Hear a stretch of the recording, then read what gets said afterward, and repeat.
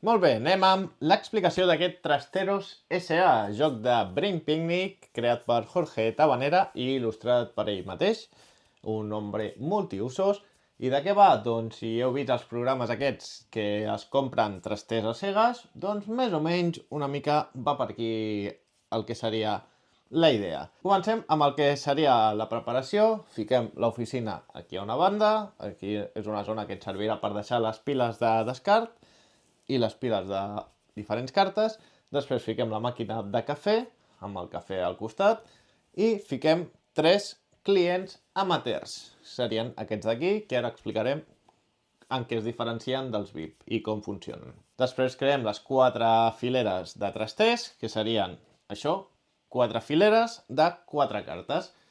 I quina és la peculiaritat? Que haurem de ficar 8 obertes i 8 tancades. Tancades vol dir pel dors, que veureu que tenen un 0 i 3 números més, que poden ser el 4, 5, 6 o el 1, 2, 3. Si són obertes, us sortirà un objecte i amb un número concret, amb un número X. Després tenim aquí la fitxa de jugador inicial i els diners restants i anem amb la preparació de cada jugador.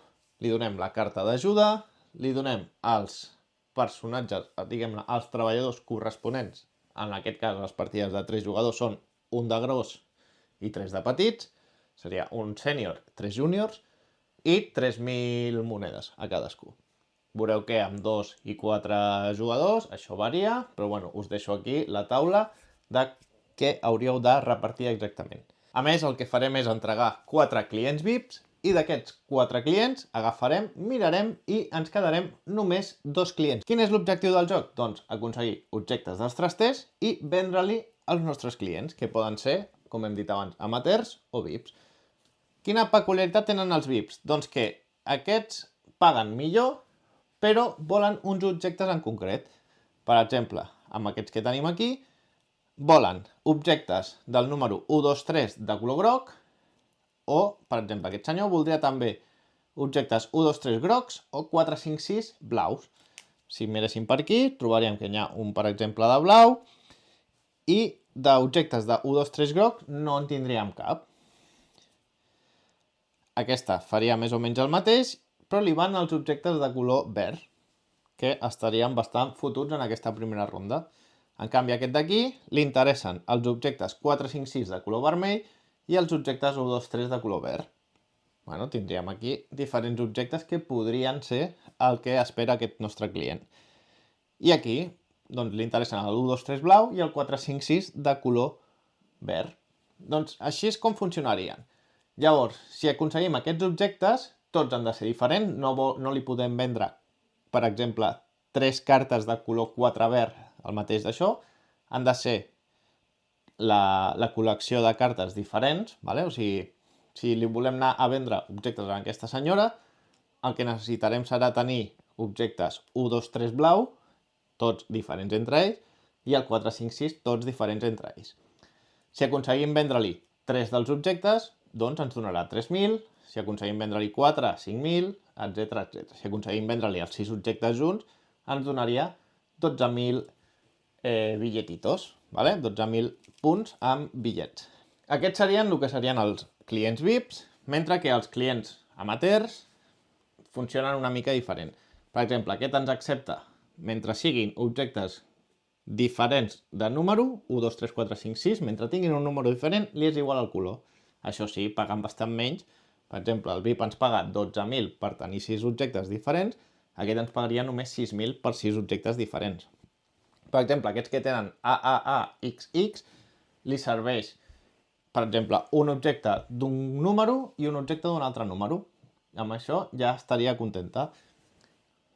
O entre aquests 5 objectes poden ser 3 del mateix número i 2 d'un altre. ¿Vale? Què més trobaríem? Aquest client amateur, per exemple, li serviria tenir diversos objectes amb el mateix número. És igual al número mentre siguin del mateix número. Aquesta d'aquí, tots els zeros. Si veieu els zeros, són els plats trencats. Doncs aquesta ens compraria tots els plats trencats que vulguem o que puguem vendre-li. I ja estaria. Això serien la resta d'amateurs, més o menys. Funcionarien així. Faríem el que hem dit. D'aquests 4 clients VIPs, n'agafaríem 2 Vale? Agafaré aleatòriament en la preparació aquesta i la resta de clients VIPs tornarien a la pila de clients. Determinaria amb un jugador inicial, per exemple el color groc, seria el que comença, i començaríem a jugar al joc. Abans de començar el que farem també és repartir 3 cafès per jugador, cada persona rebrà 3 cafès, i ara sí, ja ho tindríem tot preparat per començar la partida d'aquest Trasteros. Doncs ja podríem començar a jugar i quin és l'objectiu? Tenir més diners que la resta al final de la partida. I com aconseguirem aquests diners? Doncs, com ja hem dit, venent-li els objectes als clients, siguin VIPs, siguin amateurs. Això ens és indiferent. La qüestió és aconseguir més diners que la resta. Quantes rondes jugarem? Jugarem fins a 4 rondes. Al final de la quarta ronda, qui acumuli més diners guanya la partida. Tan simple com això. I com es desenvolupa cada ronda? Doncs cada ronda té un desenvolupament molt senzill.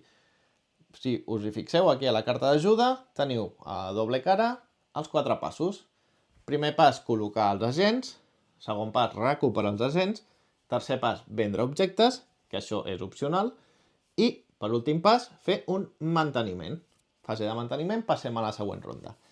Doncs anem amb la primera fase, que seria la col·locació en les diferents zones dels nostres agents. On els podem col·locar? Primer aquí, a la màquina de cafè. Simplement el que permetrà és agafar cafè. Podríem aconseguir fitxes de cafè. L'altre moment és anar aquí a un dels clients amateurs. Podríem col·locar el treballador a sobre d'un client amateur i ens permetria robar la carta del client a més d'un cafè. Direu, quina és la diferència d'agafar el cafè sol i agafar el cafè amb un treballador? Doncs perquè tindrem límit de mà quan acabi la ronda. Això serà bastant important, però ho explico després. Quedeu-vos amb aquest detall. I per últim podem anar a una de les 4 files. Què hem de tenir en compte? Que aquí tenim un màxim de 4 nivells en cada de les files, perquè hi ha 4 cartes. És a dir, podríem ficar un treballador júnior, un altre júnior i un altre júnior. És a dir, podríem tenir fins a 4 treballadors.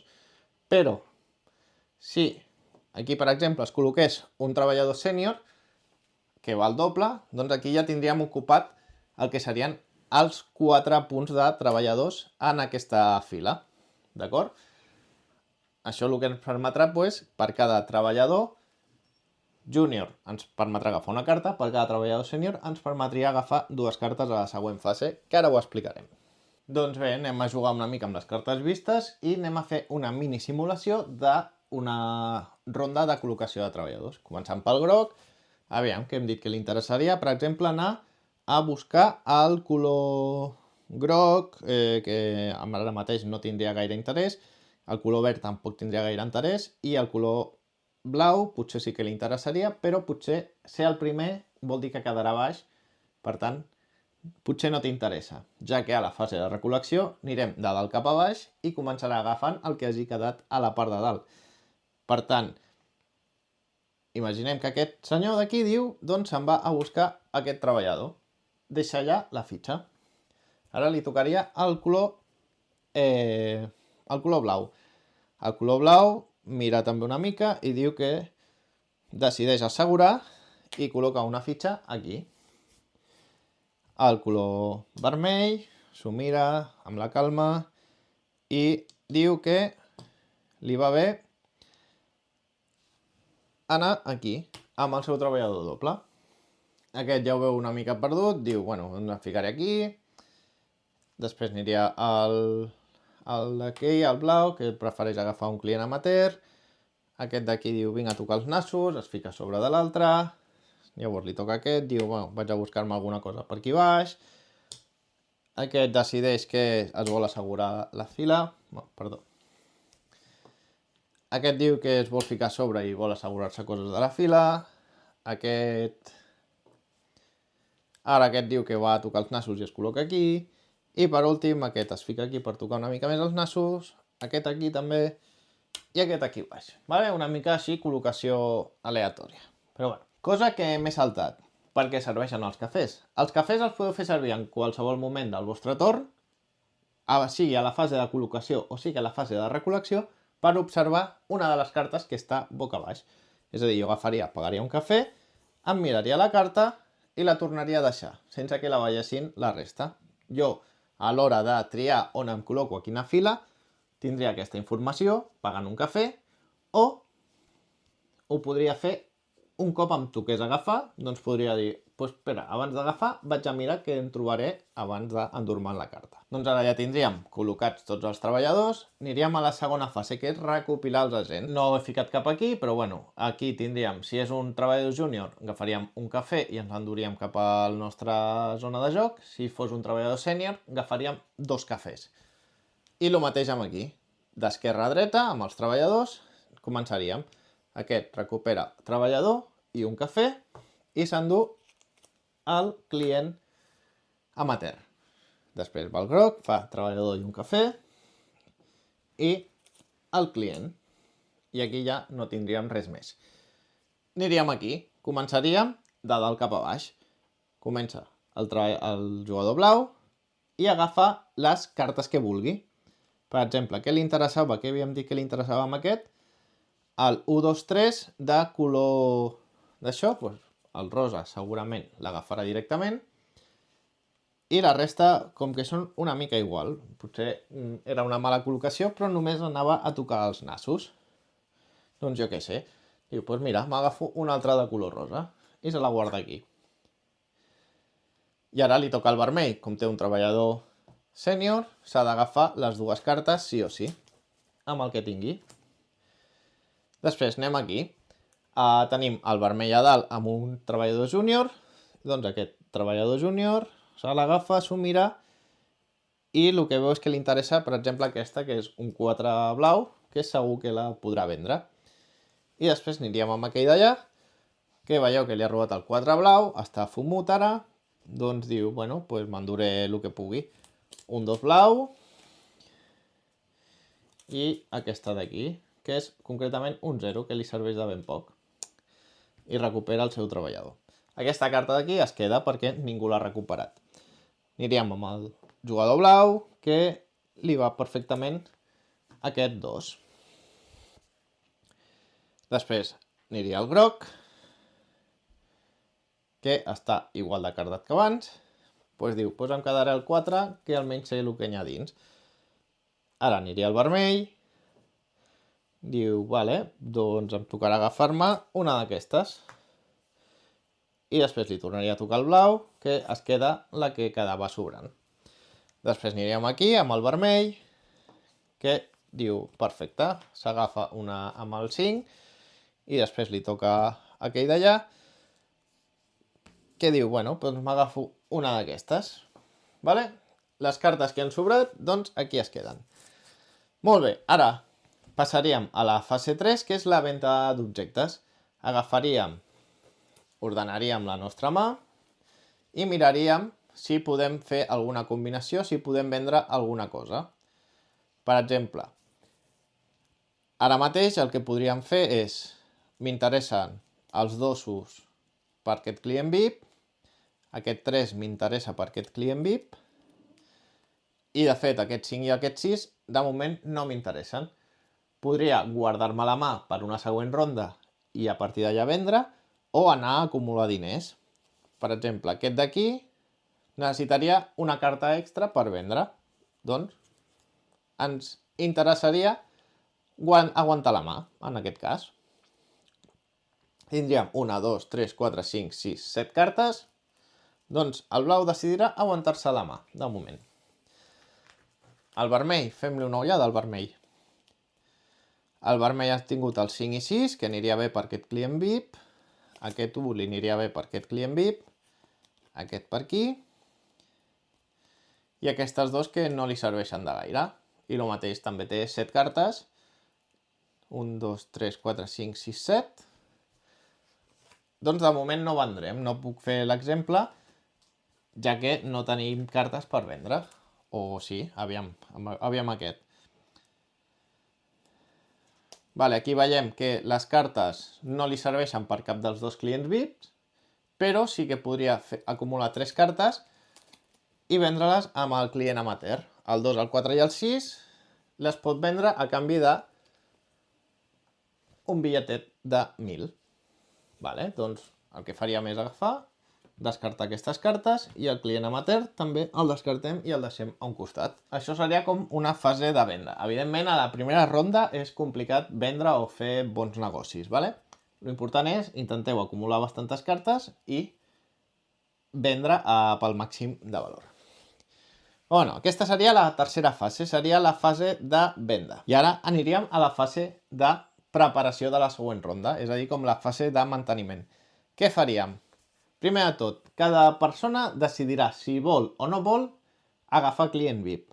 Agafaria 2 clients VIP, dels quals se n'haurà de quedar com a mínim un. Si decideix fer-ho, pot decidir no agafar un nou client, ¿vale? És opcional.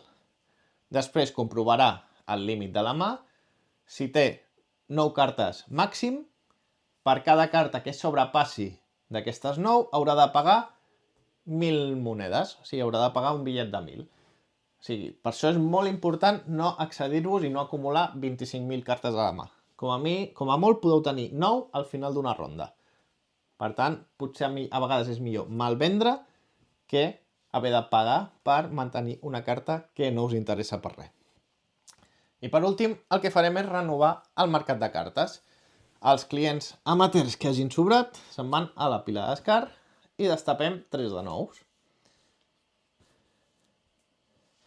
Les cartes que han sobrat se'n van al descart i agafem les cartes, la pila de cartes que tenim, i ara farem una cosa molt interessant, que és mirar el cafè que ha sobrat. Quant de cafè ha sobrat? En aquest cas hi ha 1, 2, 3, 4, 5 copes de cafè que hagin sobrat. Per tant, això que ens indica que només n'hi hauran 5 obertes i la resta estaran tancades. 5 d'obertes, ¿vale? Que es col·loquen sempre d'esquerra, primera columna d'esquerra, després segona columna, etc etc. La resta van tancades. Això li dona un gir bastant interessant de feu-vos gastar el cafè. El cafè és una variant que us permet fer un desempat. En cas d'empat, al final de la partida, qui tingui més cafè acumulat li permet desempatar al seu favor, però també el que fa és que jugueu més a cegues. O sigui, quan més cafè gasteu, més cartes n'hi hauran obertes, més informació per tothom. Quan menys cafè gasteu, doncs, més cafè acumulat a les vostres venes, menys sabreu el que hi ha a les diferents capses. Això seria ja tot preparat per una segona ronda. Passaríem el jugador inicial cap a l'esquerra i començaríem una nova ronda.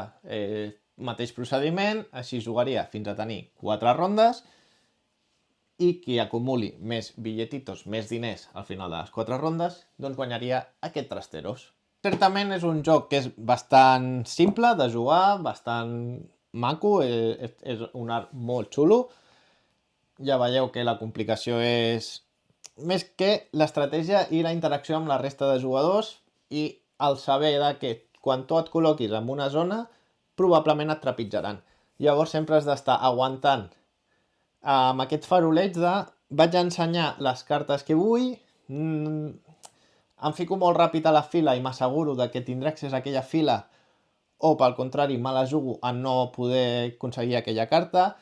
També després les cartes poden ser que hi hagi el que vull o el que no vull, perquè, com us fixeu, les cartes que estan tapades tenen 4 opcions diferents de què surti i probablement buscaràs una cosa i et sortirà una altra. Això ja us ho asseguro. Per tant, heu de gastar cafè. Sempre gasteu cafè. És primordial en aquest joc.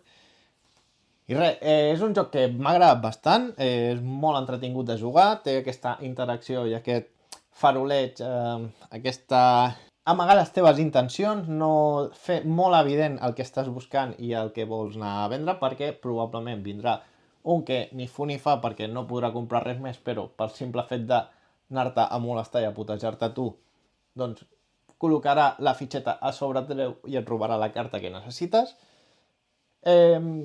Trasteros, un joc catxondo, molt ben parit. Enhorabona Brain Picnic, enhorabona al Manu i a la Yolanda i sobretot al Jorge per haver parit aquest Trasteros. I res més. Si l'heu jugat, si us ha agradat, si teniu ganes de jugar-lo, deixeu-ho a la capsa de comentaris.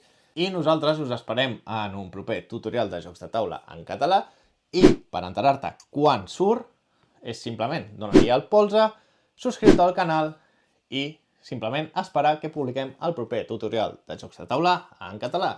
Ens veiem a la propera. Adeu!